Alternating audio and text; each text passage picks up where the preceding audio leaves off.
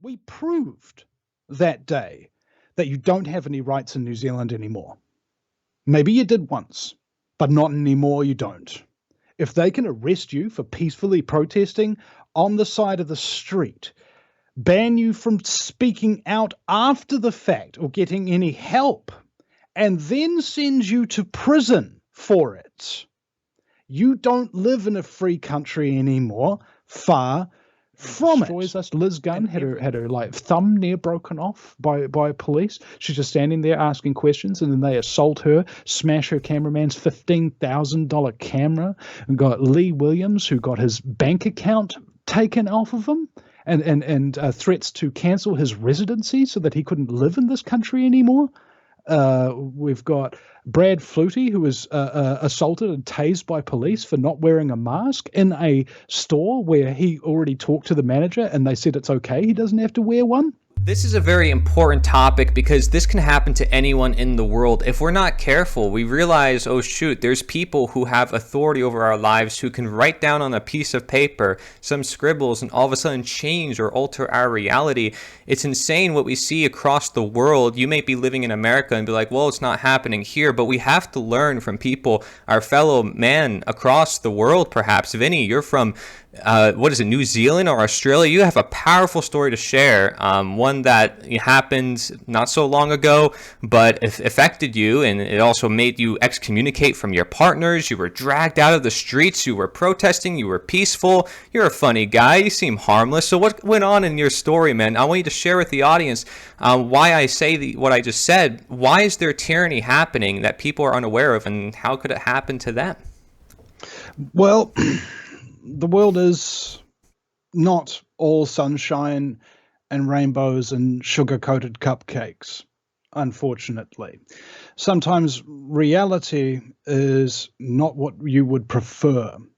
Now, the reality is that in the 20th century, the leading cause of unnatural death in mankind's history is called democide. That's when you get exterminated by your democratically elected leaders. And tyranny doesn't just suddenly come out and say, I'm a tyrant, I want to enslave you, and anybody who doesn't want to be a willing slave, I'm going to crush and destroy and kill. They don't come out and say that. What they come out and say is, we want to keep you safe. We want you to be kind. We want you to take no risks. We want to take care of you. So that way, the part of your brain that goes, something's going on here, it is quite capable of being programmed to behave in the opposite way of which it should. How you should react is to use the one forgotten word, no.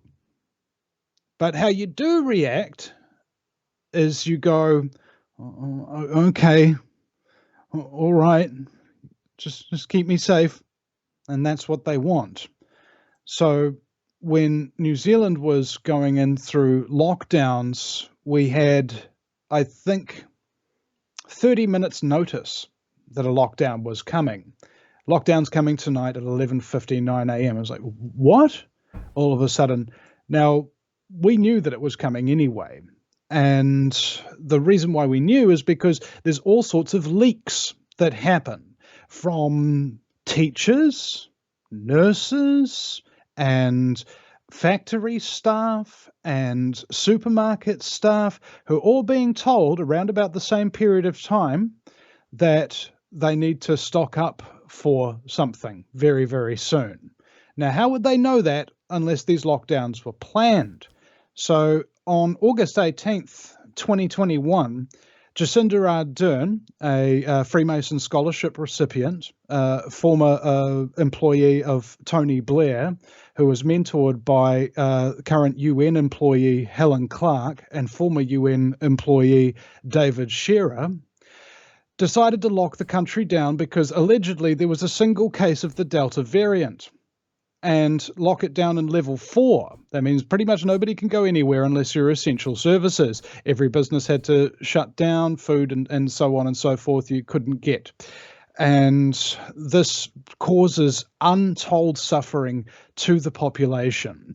If you are, for example, a 14-year-old girl in the Hokianga near where Billy lives, that lockdown was so traumatic for you that you hung yourself on the day that we were protesting the lockdowns. Okay? It literally kills people just like that, because the thought of having to endure another lockdown at that point was too much for many people to take, and they're not around anymore. And that is why we went and protested outside Television New Zealand Central Studios in the centre of Auckland City, the largest city in New Zealand, because we knew that we were going to get arrested for doing it.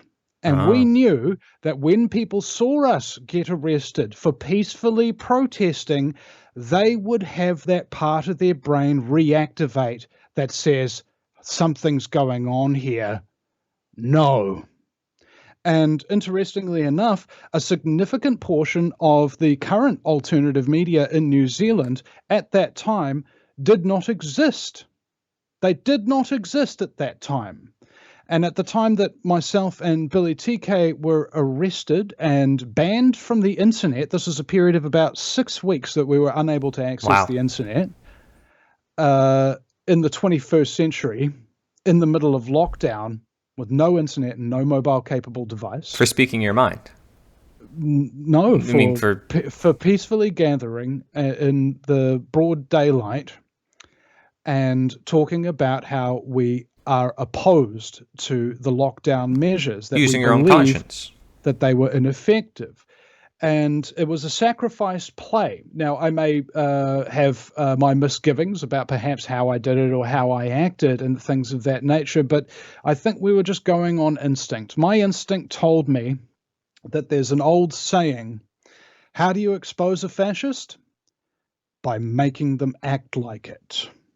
And we were held for 28 hours in solitary confinement.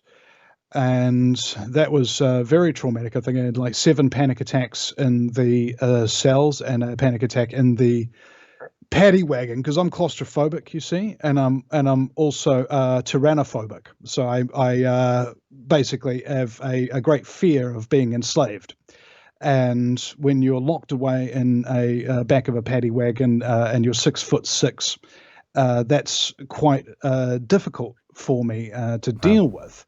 And so the significant trauma that I suffered just in the case of the arrest was compounded by the fact that they were saying we could go to prison for up to 6 months.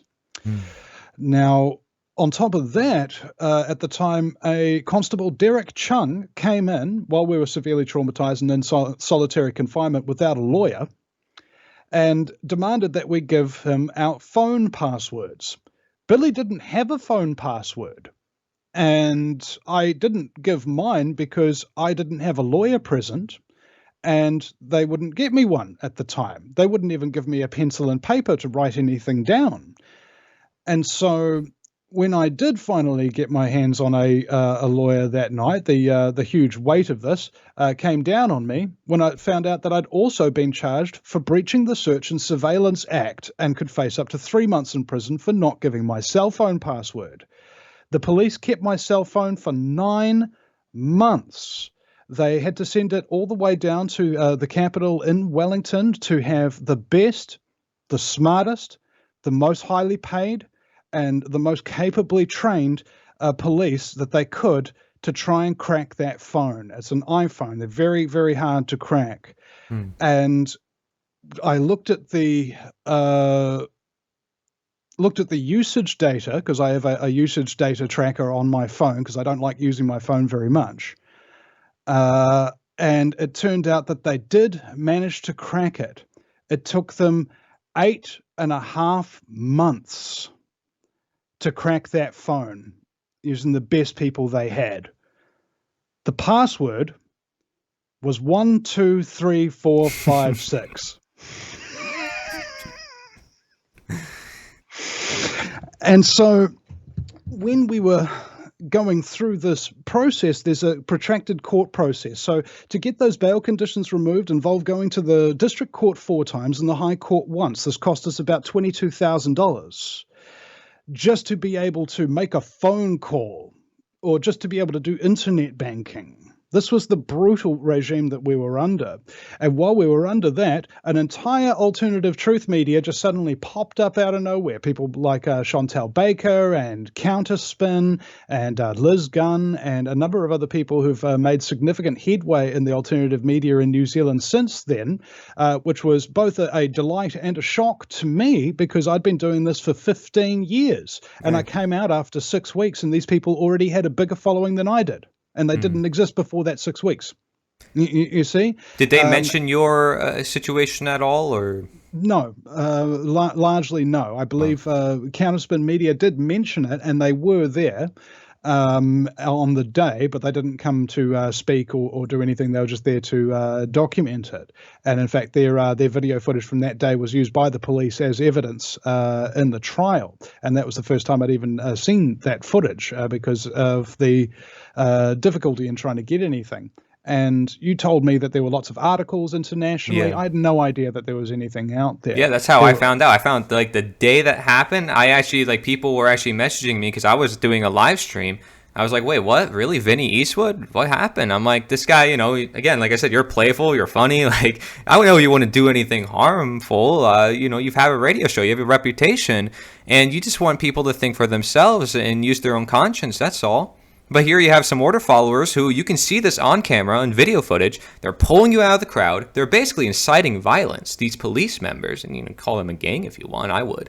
And they're basically inciting violence, pulling you out of this crowd. Everybody in the crowd is like, what are you doing? Why are you taking Vinny? You can see the footage yourself, and it's like, you know, why would they do this? It's insane. Well, when you are part of a cult, anybody who isn't part of the cult is the enemy. Okay? And if you're part of the cult, you really believe that. Yeah. As far as they were concerned, they had a job to do. What that means is they're getting money to put food on their table. Now, if they get to continue putting food on their table, but the country ostensibly loses the right to protest in the process, then that's a sacrifice they're more than willing to make. Your freedom for my family. Okay? This means that they don't actually have a working conscience. All right? And the opposite to that is what you did, where you were brave and you stood up for your conscience. Something that they weren't willing to do. Like, yeah. That's something I would admire, you know? I engaged in it in a very cynical manner, though. It was simply just the fact that you bait them. You put out an easily targeted piece of meat that looks incredibly vulnerable, so that if anybody comes out and is stupid enough to come and attack them in this way, or to be brutal towards them, makes them look very, very bad indeed, makes them reveal their true character. And unfortunately, the true character of New Zealand, the government, the police, and in large part the general public, they are vicious, mind-controlled, lazy, apathetic, cowardly, ignorant people. That's basically the best I can and most concisely I can describe it as. These people are invoking their own doom via their treatment of people like myself and Billy TK. And I was making a video because since that, because I've been in this for longer than anybody else has. I can say that definitively. I've been making truth content in New Zealand for up to 5 times longer than anybody in the current New Zealand truth movement. Okay, 15 years I've been doing this. A lot of these people have only been around maybe a year, maybe 2, 3, 4 tops. They don't know what I have done. They haven't seen the hundreds and thousands of interviews that I have conducted with activists around New Zealand across the political spectrum with hundreds of different subjects and issues. They don't have the overview. I do. And this makes it very, very difficult for me to speak to them or give them any kind of advice because they don't know who they're talking to. They don't, because they weren't there paying attention for the past decade. Suddenly, when lockdowns happen, they think that there's something wrong.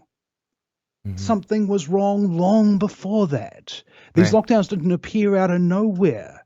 I remember in 2008 we were covering the swine flu, and all of these measures that we're seeing today were tested and tried during that period in 2008 to try and get the public to accept them. And then every single year, some new exotic sounding virus would come out. The monkey virus, the fish virus, the camel virus, the ape virus, whatever name that they want to put on it, just to keep people off the back foot. Now, this is because of how scams work. If you have a scam and it's pretty effective, like selling snake oil or some kind of false flag terrorism, for example, you know that methodology works, and it convinces people to abandon their reason and make you the winner in any of those scenarios. However, if you do it all the time in the exact same way with the exact same label on it, people immediately will begin to figure out that something is up. So what you do is you take that scam underground, you don't use it for a little while, and then you bring it back and give it a different name. And by the time anybody's figured out that it could potentially be the same scam rearing its ugly head again, it goes underground again, people lose interest, they forget about it, and then you can use it the next year. Okay? But it takes a decade of paying attention for those kind of truth bombs to drop on your cerebellum. Okay? And most people have, I believe, currently the statistics of this, approximately a 5 to 6 second attention span. So the possibility, the mere possibility that people will even have any knowledge of what is going on right here, right now, is significantly low unless they've been listening to shows like mine for a long, long time. This is the situation that we're dealing with here in New Zealand. We have a corrupt judiciary. This judge looked at my baby boy, I think he was like 3 months old at the time, and acknowledged him and acknowledged that my partner Rebecca was there. And then he sentenced me to 4 months in prison. And Billy's got 5 kids, I think, there as well, and sentenced him to 5 months prison.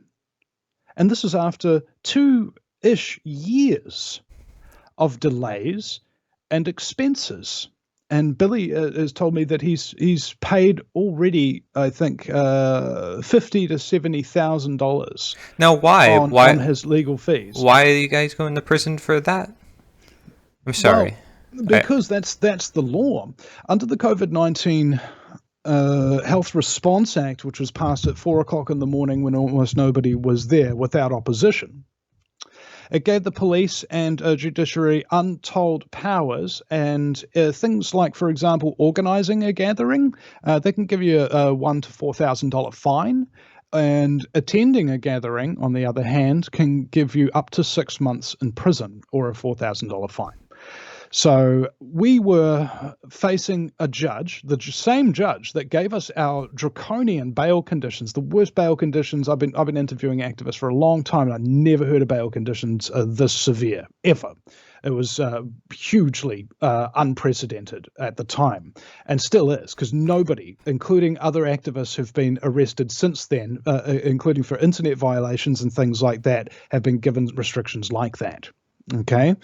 And I believe this was to make sure that we couldn't capitalize on the notoriety of our arrest. Okay.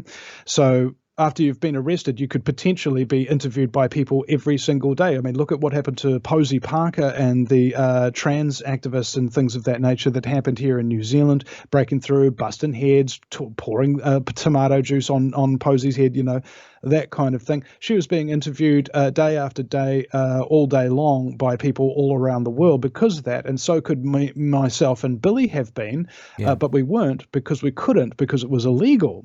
Just like we couldn't go to the Wellington protests in order to help out down there, because we were number 1 and number 2 in the truth movement at the time we were arrested. And so everybody else got to go down there, and we saw the result. No planning, No significant advice from people like Constable Buck Rains was taken into account, that these people are pigs and they're going to destroy you. You need to have tactics. You need to have defenses put up and things of that nature. Very serious advice from very qualified people being given to them on how to defend their freedom, and they ignored them. You know what the plan was for all the Wellington protesters in order to hold back a whole bunch of police with EMF weapons, sound weapons, pepper spray, and body armor, and helmets and shields? Their plan was to link arms and chant the words peace and love over and over again. Apparently that was going to beat them back. All right? And this sort of ignorance of what we're actually dealing with here is the real problem. People don't realize that Billy and I we proved that day that you don't have any rights in New Zealand anymore. Maybe you did once, but not anymore, you don't. If they can arrest you for peacefully protesting on the side of the street, ban you from speaking out after the fact or getting any help, and then sends you to prison for it, you don't live in a free country anymore. Far from it. And everybody who went down to Wellington for this mandate protest didn't get the memo. We'd already proven they weren't going to come and talk to you. They weren't going to help you. They weren't going to listen to you. They were just going to brutally put you down, just like they did us. We were the test case, and nobody listened because we weren't able to speak. This country is locked down tight, tighter than a snare drum. And the methodology by which you would resist such a system would frequently go back through the system itself. If you've got a problem with the police, go to the Independent Police Conduct Authority that's staffed 100% by police. If you've got a problem with banking, go to the ombudsman who's appointed by the banks.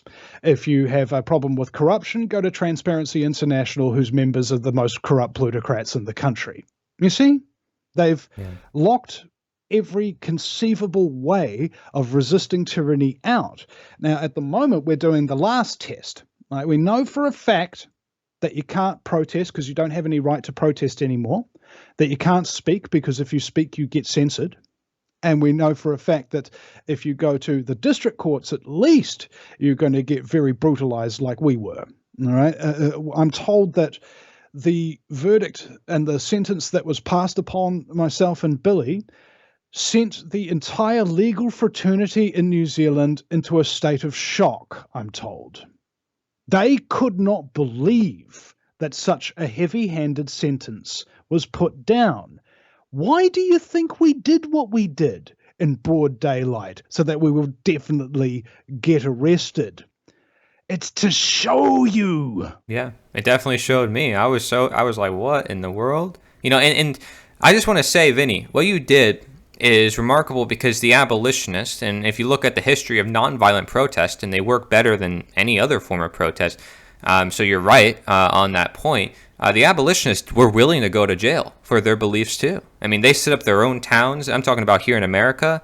For those in New Zealand who don't know, they set up their own towns because the slaves were not being freed and they had nowhere to go. So they're like, hey, okay, you stay with us. And then they were like, well, we're not going to pay taxes for wars we don't support. People like Amos Alcott Bronson, the Transcendentalist movement, people like Henry David Thoreau and Ralph Waldo Emerson and Charles Lane, all these individuals most people have never even heard of, but they made a big difference, especially in their hometowns where they did these things. And over time, as it multiplied, people started to see, wait, something's going on here. There's tyranny. We think we're America. Like, this is the 1800s after the American Revolution. Everybody thinks, oh, well, you know, people are equal. No, you still have slavery. No, you still have problems. No, you still have tyranny. The abolitionists were like, wait, we're still enslaved.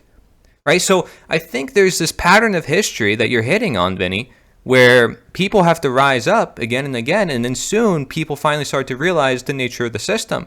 But I don't think that just changing the law or changing the politician is going to change the circumstance. And I think maybe you know this too, interviewing many different individuals. It's the system itself. Would you agree with that?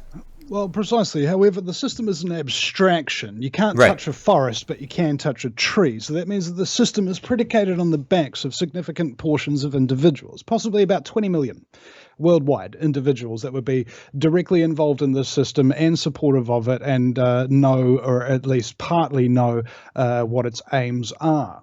And if you could remove those 20 million people, like just as a thought process. I've been talking to military people and assassins and all sorts of people on the show, and they've all said that basically what's happening here is that you've got very, very hard targets, okay? People who are difficult to launch any kind of significant operation on, even for a CIA assassin to take out, say, for example, a president or a head of state or a head of a major corporation. There's significant costs involved there. It says it costs about $250,000 per person that you want to take out. And that's specifically because you need to bribe all the authorities first to stand down for at least 12 to 18 minutes at the time of the attack, so that your infiltrated team, usually a 3 or a 4-man fire team, are able to exfiltrate the zone and get Jeez, out man. of any of the roadblocks beforehand. Okay. Gosh, are you going to go into detail with this? Well, and so they said that there was a journalist, I believe he's living in Bali now, used to be make a lot of money after his journalism career and a number of other things, and talking to all the high people as you do. And he said that basically it's sniper teams. It was just like, these guys are there's a lot of people out there who are very, very adamant that if you want the New World Order to just stop in its tracks, there could be a deck of cards, just like Bush had with all the Iraqi officials during the Iraq War, of people that you want to be brought in or taken out. And if you had a significant list like that, and you had sniper teams all around the world, you could save 7 billion people by sacrificing 20 million. All right, it's a simple numbers game, and it seems to be the most effective method. However, that is last effing resort. Yeah. Before the Americans started killing redcoats, they pleaded with the king himself. They protested. They did a number of significant actions that were non-violent before they were forced. They were forced to start using defensive force against their enslavers. Okay? And so what we need to do is run through the gamut of all the things that we can possibly do of a non-violent, peaceful nature before we start resorting to the use of defensive force. Now, the reason I say defensive force is because it's not violence. If somebody hits you in the face and you knock them out, you are not being violent. They were the one being violent because they violated your space. You are using defensive force because you are using whatever force is necessary to get that person to stop being violent. Mm-hmm. Okay? That's all you want. There is a vein that runs through certain men. They don't like chaos or disorder, and they can't live with it without doing something about it. That is what is happening here in this world. There are men who want order. They want a return to it. And they see the forces of chaos amassing power and strength and influence all around them. And to a man who needs order to maintain his sanity, he cannot do anything but oppose it. Yeah. So you have a court case coming up, and I know that, I want you to share where people can learn a lot more about this whole situation. I know you've done many different interviews and stuff about this too. Now that you're able to, I mean, gosh, I'd be yelling at the rooftops, just like if I were you. But geez, man, it's crazy. I talk to people, even in the United States. You hear crazy stories. Oh, we're supposed to be free and have freedom of speech. No. If it's written down on a piece of paper, if some order follows, says, hey, I'm going to suppress my conscience today, there goes, many lives. Like you said, the number one cause of unnatural death. That should alarm so many people. So how could people learn about like your court case? Like, just give us a little synopsis of where you're at now, what you're trying to do, and what do you plan to do in the future? Okay, so if you go to my website, vinnyeastwood.com, that's Vinny with a Y because it's the most important question, and Eastwood, like, go ahead, make my news, you can see the day democracy died banner. And if you click on that, you'll be able to see the 33-minute and 33-second documentary that I made about our arrest on that day. And that will basically give you a reasonably quick synopsis of what the context was, what happened on the day, and what happened immediately following that. Now, furthermore, we are going to be gathering outside the Auckland High Court for our appeal on Monday, the 31st of July at 10 a.m., and that's at Waterloo Quadrant in the central city there. And the idea here is that our appeal is a landmark case, all right? It really hasn't been anything like this happen in New Zealand before, where people have been arrested for peacefully protesting. Many people have been arrested and things of that nature, but they've never been charged. They've been released and things of that nature. So now we're talking about the direct challenging of the law and its application in New Zealand. Do we have the right to protest? Do we have the right to free speech? Do we have the right to peacefully gather? Yes or no? And if people want that answer to be yes, we need significant support in order to show that there is a thirst for freedom, that there is a desire for justice in New Zealand. And speaking of which, if you do want to, if you're not able to attend, you can go to change.org and search Billy TK or Vinny Eastwood, and you can sign the petition, Justice for Billy TK and Vinny Eastwood. And at the moment, we've got over 12,000 signatures, so we're just a little short jump away from getting the 15,000. We would like people to support us there. And of course, doing interviews like this, Corey, are probably the most important thing, because we've been, I guess, shunned largely by the entire New Zealand truth movement. And that hurts. That hurts a lot. I sacrificed my 20s and most of my 30s to try and produce the truth for New Zealanders so that they could understand what's going on here, and that they can feed their minds and feed their hearts with fun and laughter and information. Yeah. And to be left out in the cold like this by all the people who've come in after the fact, after all that work I've done, is extremely distressing, because it means that what happens to them if they go down. I remember Counterspin Media got 14 and 28 years respectively for sharing a link to a documentary about the Christchurch Mosque massacre. That's what they're facing at the moment. They had all their computer and studio equipment taken from them. They were a significant alternative media operation at the time. Not anymore, you know. This country just takes us and destroys us. Liz Gunn had her like thumb near broken off by police. She's just standing there asking questions, and then they assault her, smash her cameraman's $15,000 camera, and got Lee Williams, who got his bank account taken off of him, and threats to cancel his residency so that he couldn't live in this country anymore. We've got Brad Flutie, who was assaulted and tased by police for not wearing a mask in a store where he already talked to the manager and they said it's okay, he doesn't have to wear one.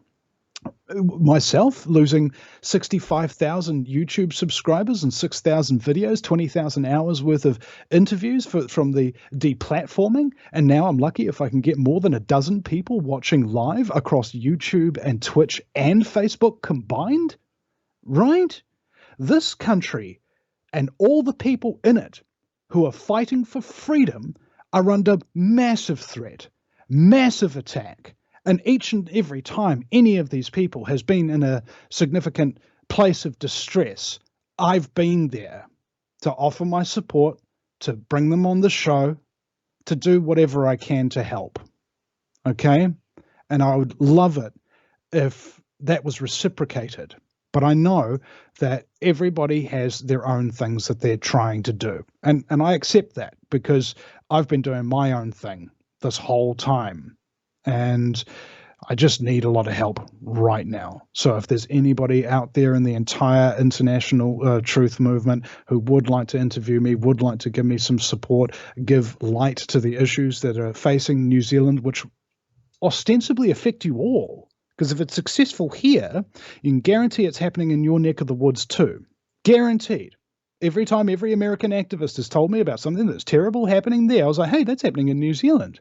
Every time a New Zealander says that something terrible is happening here, hey, that's happening in America. Right. This is one global system, and we are all brothers and sisters in this fight, all of us. We are one family stepping into the darkness together, and we've got to hold hands if we want to hang on to each other, okay? Because we're facing probably the worst and most significant threat to human life that a big planet killer asteroid might look tame by comparison. All right? Yeah. Because as G. Edward Griffin told me, he's about the survival of the free human race. The reason why that is because there's no point in surviving if you're not free. And many people throughout the years and throughout history have laid down on that barbed wire so that other people could walk across their back free. And now it's all of our turn. Yes. Yeah, and I think, your work is admirable. Like I said, you have fun in the process, and I think people can have fun in the process. Even if there's tyranny, the more we stick together, it's going to become easier as time moves on if we all stick together on this and continue moving on with what we know to be right. And we're unfearful because we know fear is the enemy. Fear is what causes this whole system. The fear is what this system relies on. So if people are fearful of acting, of just speaking up, of getting started, I encourage they get started. There's always a way to get started. This is why I created The Liberator too. And the motto is our country is the world, our countrymen are all mankind. So Vinny, I welcome you anytime you ever have a message to share with the world, or any of your audience, they ever want to write an article, turn to a video for them. They can network on the website. They can share their activism, their events, photos, music. I know you shared with me some of your music. It's great. We're passionate people. We care about our world, and we're looking for other people who do the same. And so if you are out there, I just want to say, you're welcome here with this global, worldwide community here of people who just care for humanity. That's it. Is that a hard thing to ask for, Vinny? Come on. It's crazy.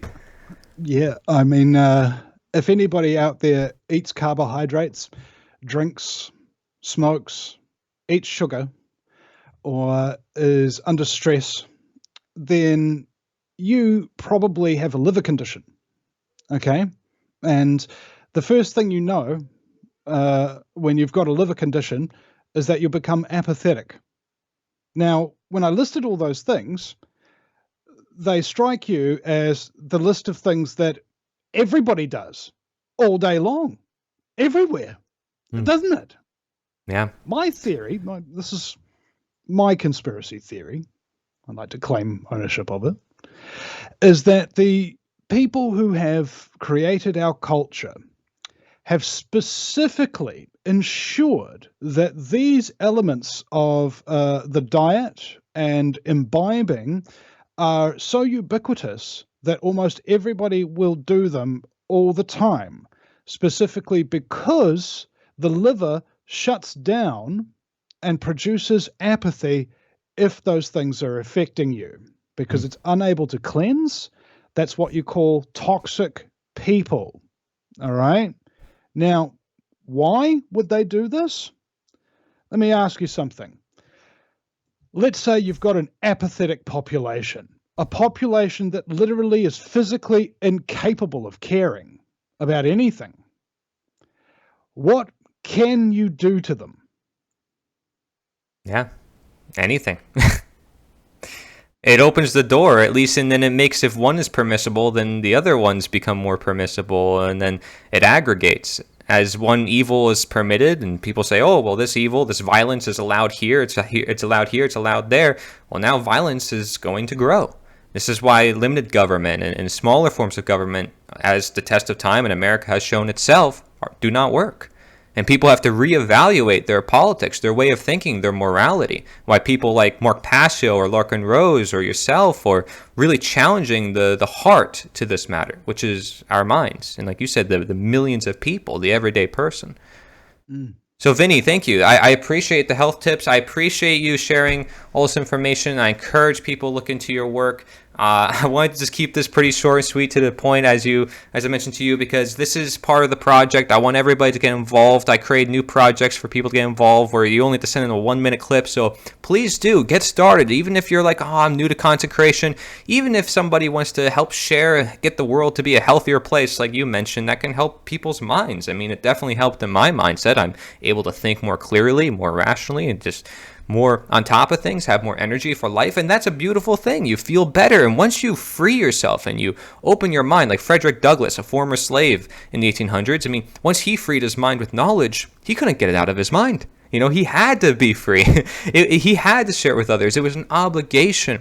It wasn't, it was a burden at times, but that burden was like a moral responsibility toward the truth being our authority.